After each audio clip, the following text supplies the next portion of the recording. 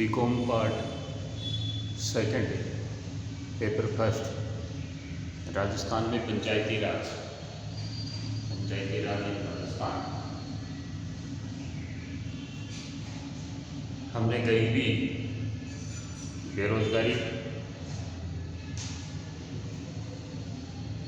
के बारे में पिछले अध्यायों में अध्ययन किया, जिसमें ये सामने आई थी बात कि गरीबी में कैसी स्थिति रहती है, गरीबी की वजह बेरोजगारी है, बेरोजगारी की क्या पोजीशन है, भारत में बेरोजगारी निवारण के क्या क्या तरीके अपनाए गए हैं, कौन कौन से सार्थक कार्य बेरोजगारी को समाप्त करने के लिए किए गए हैं, गरीबी को दूर करने के लिए सरकार के द्वारा कौन कौन से प्रयत्न किए गए हैं, सरकारी प्रयत्न कहाँ तक लोग लाभान्वित हुए हैं। इन सब बातों के बारे में विस्तारपूर्वक हमने राजस्थान की अर्थव्यवस्था में देखा था। आज हम बात करेंगे राजस्थान में पंचायती राज व्यवस्था। पंचायती राज व्यवस्था अर्थात राजस्थान के ग्रामीण क्षेत्र का जो व्यक्ति है उस अंतिम व्यक्ति तक डेमोक्रेसी कैसे पहुँचे, इस बात को विचार करने के लिए, इस बात के ऊपर ध्यान आकर्षित करने के लिए पंचायती राज व्यवस्था की गई। अर्थात गांव में अपनी एक पंचायत हो, अपना एक न्यायालय हो, अपने विभिन्न प्रकार के छोटे बड़े मामलों को निपटाने के लिए एक ऐसा तंत्र हो जो जितने भी मामले हों उन सबको लोकल लेवल पे ही मिटाया जा सके, उस लोकल लेवल पे उनका समाधान किया जा सके, उनको न्याय मिल सके, उनके दूसरे प्रकार की व्यवस्थाएं हो सकें। और गांधी जी ने तो ये कहा था कि जो 20-30-50 व्यक्ति ऊपर बैठ करके पार्लियामेंट या असेंबली चलाते हैं वो रियल में राज नहीं करते, या वो भी मूल रूप से विकेंद्रीकरण नहीं है। विकेंद्रीकरण का तात्पर्य तो है कि गांव का हर व्यक्ति इस बात को समझे कि वास्तव में प्रजातंत्र किसको कहते हैं, प्रजातंत्र कैसे है, प्रजातंत्र का क्या तरीका है, प्रजातंत्र के बारे में कौन कौन से उद्देश्य हैं, प्रजातंत्र के क्या क्या महत्व हैं, प्रजातंत्र के क्या लाभ हैं। इन बातों की जानकारी प्राप्त करने के लिए ये आवश्यक है कि ग्रामीण तबके को भी अपना एक सुशासन व्यवस्था मिले, और ग्रामीण तबके को सुशासन व्यवस्था दिलाने के लिए राजस्थान में 2 अक्टूबर, जैसा मैंने लिख रखा है, 2 अक्टूबर 1959 को नागौर जो ज़िला है, राजस्थान का नागौर जो ज़िला है, वहाँ से स्वर्गीय पंडित जवाहरलाल नेहरू जो प्रथम प्रधानमंत्री थे आज़ाद भारत के, उन्होंने पंचायती राज का उद्घाटन किया था। सबसे पहले नागौर जिले से पंचायती राज का उद्घाटन राजस्थान से किया। ये सौभाग्य था भारत का कि राजस्थान जैसे स्टेट से पंचायती राज व्यवस्था चली, और उसके पश्चात में बाकी सभी जिलों में, बाकी सभी स्टेट्स में और बाकी पूरे देश में भी ये विकेंद्रीकरण की प्रक्रिया शुरू हो गई, अर्थात ये पंचायती राज सिस्टम शुरू हो गया। हम जब बात करते हैं प्रजातंत्र की तो हमारे दिमाग में एक बात आती है, जनता।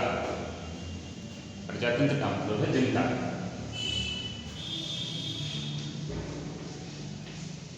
और जनता का तात्पर्य जनता में से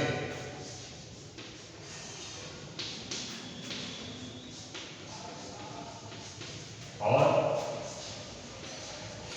जनता के लिए, और तीसरी बात है जनता के द्वारा।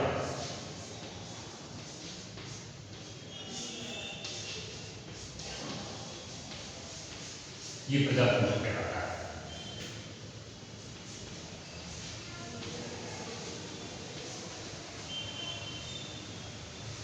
ये मूल रूप से प्रजातंत्र है। यानी प्रजातंत्र विकेंद्रीकरण का कह सकते हो आप। हमारे तंत्र का विकेंद्रीकरण यानी पावर जो है उस शक्ति को सेंट्रलाइजेशन नहीं होकर के डिसेंट्रलाइजेशन हो, शक्ति बटे, और शक्ति बटने के लिए हमने अलग अलग सिस्टम तय किए। देखो, एक संघीय शासन व्यवस्था हमने लागू की। संघीय शासन व्यवस्था में ये था कि संघ के ऊपर पार्लियामेंट का गठन होगा, उसके अपर और लोअर 2 सदन होंगे, उन सदनों में सांसदों का चुनाव होगा और सांसदों का चुनाव 5 वर्ष के लिए तय किए जाएंगे और तत्पश्चात में 5 वर्ष पश्चात फिर चुनाव होंगे। और इसी प्रकार हमने संघीय व्यवस्था के साथ साथ स्टेट्स की व्यवस्था की। स्टेट्स जो हैं वो इंडिपेंडेंट होंगे, उनकी एक विधानसभा होगी यानी एक बड़ी पंचायत होगी, और उस बड़ी पंचायत में लोगों के द्वारा लेजिस्लेटिव असेंबली के लिए मेंबर चुने जाएंगे और वो मेंबर उस स्टेट के शासन की व्यवस्था करेंगे। इसी प्रकार छोटे जो कस्बे हैं, बड़े जो कस्बे हैं, उनके लिए नगर निकाय और नगर निगम की व्यवस्था की गई। फिर उसके पश्चात में जो ग्रामीण तबका है, जहाँ म्यूनसिपलिटी नहीं है, वहाँ ग्रामीण तबका कह सकते हैं, वो ग्रामीण तबका जिसमें पंचायत की व्यवस्था होगी, जैसा अभी पिछले दिनों आपने गाँव में भी देखा था।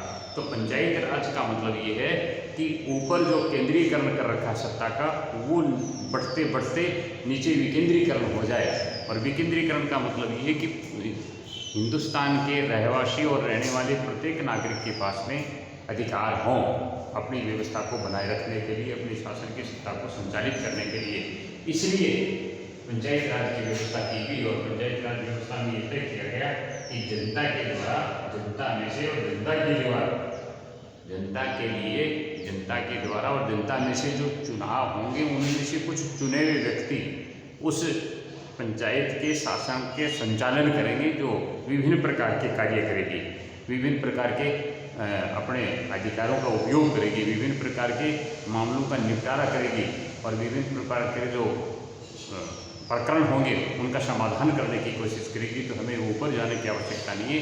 इतने अधिकार, इतने कर्तव्य, इतने उद्देश्य और इतने विभिन्न प्रकार के साधन दिए गए हिंदुस्तान की ग्रामीण तबके की जनता को, उसको हमने पंचायत राज के माध्यम से तय किया। दूसरी बात ये कि जनता के लोग होंगे, यानी आपने देखा होगा कि पंचायत जो गठन है, उस पंचायत का गठन इस प्रकार से किया जाता है कि वहाँ का जो निवासी है, उस ग्रामीण तबके का या उस गांव, उस एरिए के 3, 4, 5 गाँवों में से एक व्यक्ति सरपंच बनता है। उसी के कुछ व्यक्ति जो है वो पंच बनते हैं और फिर उनका इलेक्शन होकर के वो निर्वाचित होते हैं और वो शासन का संचालन करते हैं। तो विकेंद्रीकरण के बहुत सारे लाभ हमें प्राप्त होते हैं।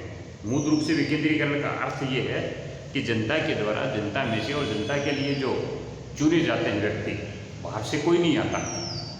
हमारी व्यवस्था को बनाए रखने के लिए हमारे पास बाहर से कोई व्यक्ति नहीं लगाया जाता, सिर्फ वो व्यक्ति होते हैं जो हमारे द्वारा चुने जाते हैं, तो हम जिसका चुनाव करते हैं। और चुनाव कैसे करते हैं कि हमारे में से कुछ व्यक्ति चुनाव लड़ने के लिए अपना जो है मत का उपयोग किया जाता है, तो उससे विकेंद्रीकरण की स्थिति हमारे यहाँ आती है। और ये मूल रूप से जो गांधी का सपना था कि जब तक गाँव में सरकार नहीं बनेगी, जब तक गांव विकसित नहीं होंगे, जब तक गांव मजबूत नहीं होंगे, जब तक गांव के लोग समझने नहीं लग जाएंगे, जनता का अपना शासन व्यवस्था नहीं होगी, तब तक पूर्ण लोकतंत्र की बात नहीं की जा सकती। और लोकतंत्र जो है वो तभी मजबूत और स्थायी हो सकता है जब गांव की जनता इस बात में विश्वास रखे।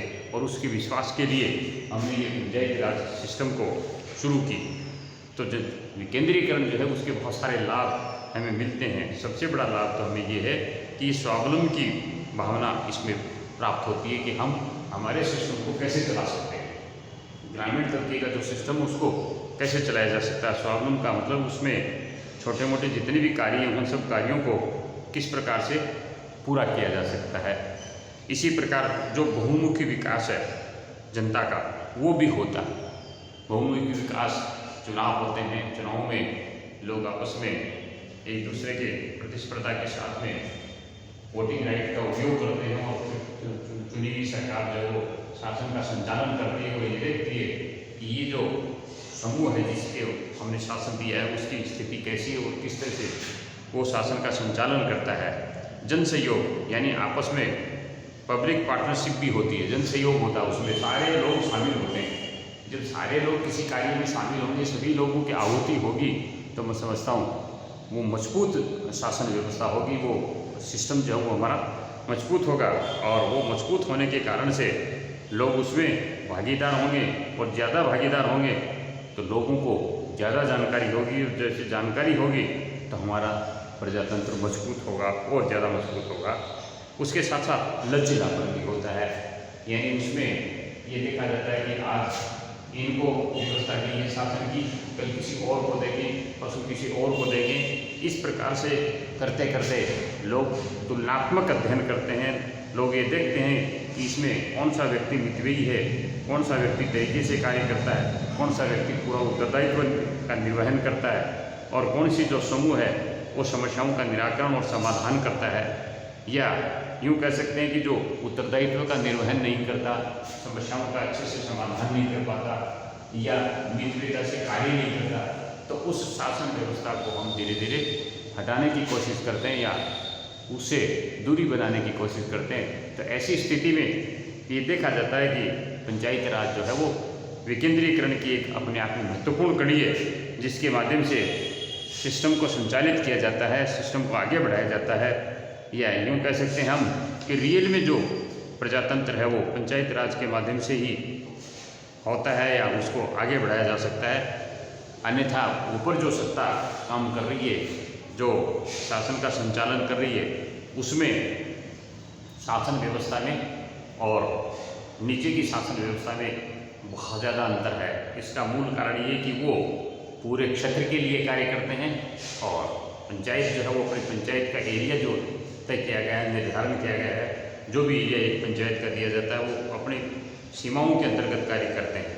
इसके अलावा विभिन्न प्रकार की जो पंचायतें हैं वो साफ सफाई का कार्य करती हैं, रोशनी की व्यवस्था करती हैं, विभिन्न प्रकार के अपने स्वयं के इनकम के स्रोत जुटाती हैं। उन इनकम के स्रोतों को अपने उपयोग के लिए, अपने उद्देश्यों की पूर्ति के लिए खर्च करती हैं, और आवश्यकता के अनुसार साधन जुटाने का, खर्च करने का जो अधिकार उनको मिला हुआ है, वो सारा का सारा विकेंद्रीकरण की एक कड़ी के अंतर्गत मिला हुआ है। तो हम ये कह सकते हैं कि पंचायती राज जो है उसका एक अलग इम्पोर्टेंस है, अलग एक महत्व है। और उसके महत्व के बारे में जब बात हम करते हैं तब ये कहेंगे कि एक ऐसी विकेंद्रीकरण व्यवस्था जिसके आधार पर हमारा प्रजातंत्र मजबूत होता है, या जिसके माध्यम से प्रजातंत्र संचालित होता है। तो पंचायत में प्रजातंत्र का संचालन होगा, फिर पंचायत समिति में होगा, फिर जिला परिषद में होगा, और फिर स्टेट लेवल पे होगा, और फिर उसके पश्चात केंद्र लेवल पे होगा। तो वर्तमान में तो जो सिस्टम है वो परिवर्तित हो गया है, जिसके बारे में भी तो अपन विस्तारपूर्वक चर्चा करेंगे ही, क्योंकि माननीय स्वर्गीय राजीव गांधी ने जो अमेंडमेंट किए थे, तो एक 73वां संशोधन था, एक 74वां संविधान संशोधन था, उसके माध्यम से पंचायत राज व्यवस्था का स्वरूप जो है वो बिल्कुल आमूलचूल परिवर्तित हो चुका है। परंतु पूर्व में जो व्यवस्थाएं थी उसमें ये था कि पंचायतों का कार्यकाल 3 वर्ष का होगा, प्रत्येक पंचायत का कार्यकाल 3 वर्ष का होगा। हर 3 वर्ष के साथ में पंचायत के इलेक्शन होंगे, और फिर इसी प्रकार से पंचायत का होगा, फिर पंचायत समिति होगी, फिर जिला परिषद होगी। ये 3 टायर सिस्टम था। इस 3 टायर सिस्टम को शासन सत्ता के द्वारा समय समय पे कार्य करवाए जाते, और उनके माध्यम से बजट का आवंटन करना है, बजट का वितरण करना है, और उस बजट के माध्यम से विभिन्न प्रकार के विकास के कार्य करने हैं और उसका सदुपयोग करना है। तो पंचायत लेवल पे पंचायत अपनी भूमिका का निर्वहन करती है। पंचायत समिति पे जो पंचायत का जो मुखिया होता है वो सरपंच कहलाता है, पंचायत समिति का जो मुखिया होता है वो प्रधान कहलाता है, और जिला परिषद का जो मुखिया होता है वो जिला प्रमुख के नाम से पुकारा जाता है। तो ये सारे के सारे अपने सिस्टम को डेवलप करने के लिए अपने अपने एरिया में अपने अपनी भूभाग की सीमाओं के अंतर्गत विभिन्न प्रकार का दिया गया जो बजट है उसका उपयोग करते हैं, और उस बजट को खर्च करने का कार्य करते हैं, और विभिन्न प्रकार के विकास के जो कार्य हैं उनको आगे बढ़ाने का प्रयत्न किया जाता है। तो ये कह सकते हैं कि एक विकेंद्रीकरण की महत्वपूर्ण कड़ी जो ग्रामीण अर्थव्यवस्था को मजबूत और सुदृढ़ बनाती है और उसके माध्यम से विभिन्न प्रकार के स्वावलंबन के जो कार्य हैं, आत्मनिर्भरता के जो कार्य वो आगे बढ़ते हैं। ये पंचायती राज का एक सामान्य भूमिका।